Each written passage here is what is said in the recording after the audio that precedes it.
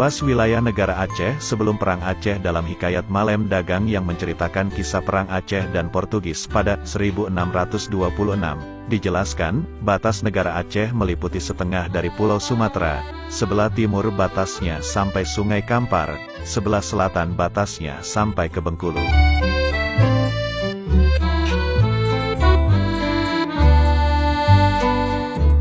Sedangkan di dataran Melayu, kekuasaan negara Aceh meliputi negeri Johor, Pahang, Perak, Kedah dan Perlis. Dalam catatan-catatan Aceh yang lain selain Hikayat Malem Dagang tidak pernah ditemukan referensi yang menyebutkan batas wilayah pemerintahan Aceh. Apa yang sebenarnya kita sendiri telah melupakannya, ternyata masih diabadikan di seluruh dunia melalui catatan-catatan dan bahasa-bahasa yang berbeda. Batas yang disebutkan dalam Hikayat Malem Dagang tersebut juga dijelaskan dalam catatan Jerman, Meyers Großes Lexikons, Jilid 2 halaman 63.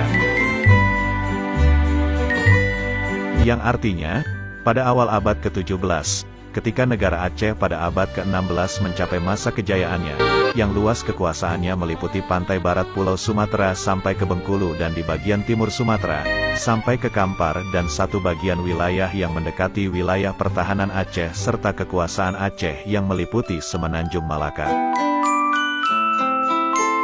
Sejarawan Prancis C. de Magnin dalam bukunya Achin ou Achem menyebutkan tentang kerajaan Aceh dan juga dalam La Grande Encyclopédie Jilid 4, halaman 402, tahun 1874 menyebutkan.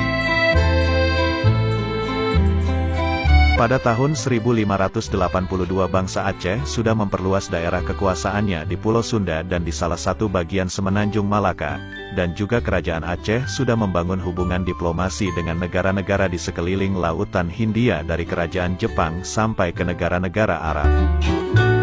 Perjuangan yang dilakukan oleh bangsa Aceh untuk melawan Portugis saat menduduki Malaka dari abad ke-16 sampai pertengahan abad ke-17 adalah sebagai bukti kebesaran dan kemegahan negara Aceh. Pada tahun 1586, seorang Raja Aceh berperang dengan Portugis dengan membawa 500 kapal perang dan 60.000 armada laut. C. de Magnin, Achin ou Achem, La Grande Encyclopédie, Jilid 4, halaman 402, Paris, 1874, dalam buku Prancis lainnya yakni Larousse Grand Dictionnaire Universelle disebutkan. Bangsa Aceh adalah sebuah bangsa yang paling besar kekuasaannya di pulau-pulau Asia Timur pada akhir abad ke-16 sampai pertengahan abad ke-17. Larousse Grand Dictionnaire Universelle, Jilid 1, halaman 70. Paris, 1866, H.T. Damste dalam karangannya, Het Volk van Aceh, menyebutkan.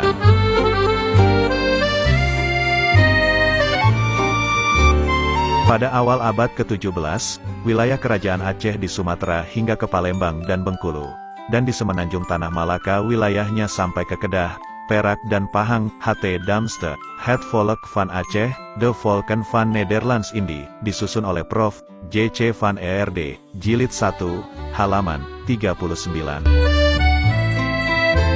New York dan Madrid beberapa peta tua benua Asia yang sangat penting untuk bangsa Aceh karena dalam peta itu secara jelas batas dan luas wilayah negara Aceh dari abad ke-16 hingga abad ke-19 bahkan sampai Belanda memerangi Aceh. Salah satu dari peta itu dikeluarkan di Prancis pada tahun 1708 yang dibuat oleh Chatelain, seorang ahli geografi Prancis. Peta tersebut dinamakan Carte des Indes de la Chine, des Iles de Sumatra, Java, Peta India, China, Pulau Sumatera, Pulau Jawa, dan lainnya. Di bawahnya ditulis. Ditulis dengan penemuan yang sangat mutakhir, dan telah dilakukan penyelidikan dengan sangat hati-hati menurut ukuran yang benar seperti keadaan yang sebenarnya. Dalam peta tersebut, kerajaan Aceh dalam bahasa Prancis ditulis Royaume d'Achem. Dalam peta tahun 1708 ditulis batas kerajaan Aceh yakni sebelah selatan yang ada di dalamnya negeri Padang, antara Padang dan Bengkulu, sebelah timur berbatasan dengan Sungai Kampar. Maka, benarlah apa yang disebutkan dalam Hikayat Malem Dagang. Kerajaan Aceh dalam satu riwayat disebutkan wilayah kerajaannya lebih luas dari yang tersebut di atas. Peta itu merupakan dokumen yang sangat penting untuk sejarah Aceh.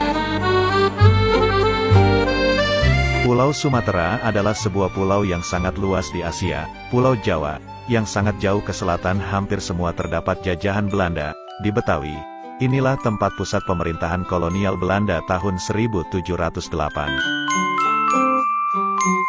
Jadi, pada tahun 1708, Aceh masih merdeka dan berdaulat dan memiliki wilayah yang sangat luas dan berkuasa di Asia Timur.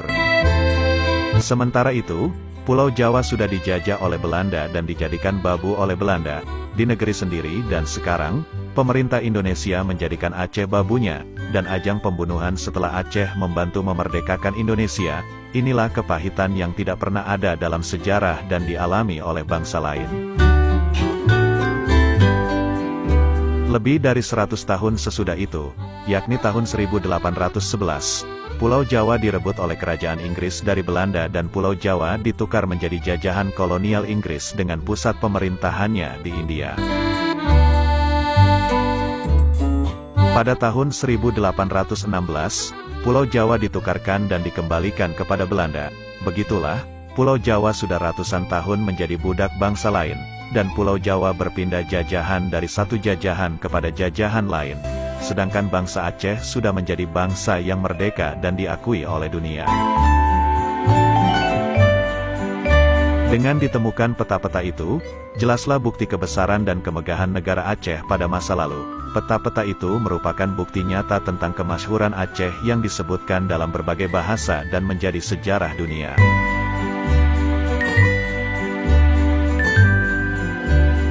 Seharusnya rakyat Aceh bangga dengan sejarahnya, dan mau bangkit dari sedikit kesalahan yang telah dibuat oleh kelompok Daud Breh, yang sudah mempercayai janji manis Soekarno untuk bergabung ke dalam negara Indonesia, sedangkan Indonesia selalu kalah dalam menghadapi penjajahan, dan Aceh tidak pernah kalah melawan penjajahan, yang pada akhirnya Aceh memberi air susu dengan membantu memerdekakan Indonesia dibalas dengan air tuba, dari bangsa merdeka dan mulia menjadi bangsa yang dihilangkan jati diri sebuah bangsa, yang tidak pernah kalah melawan tirani yang hina.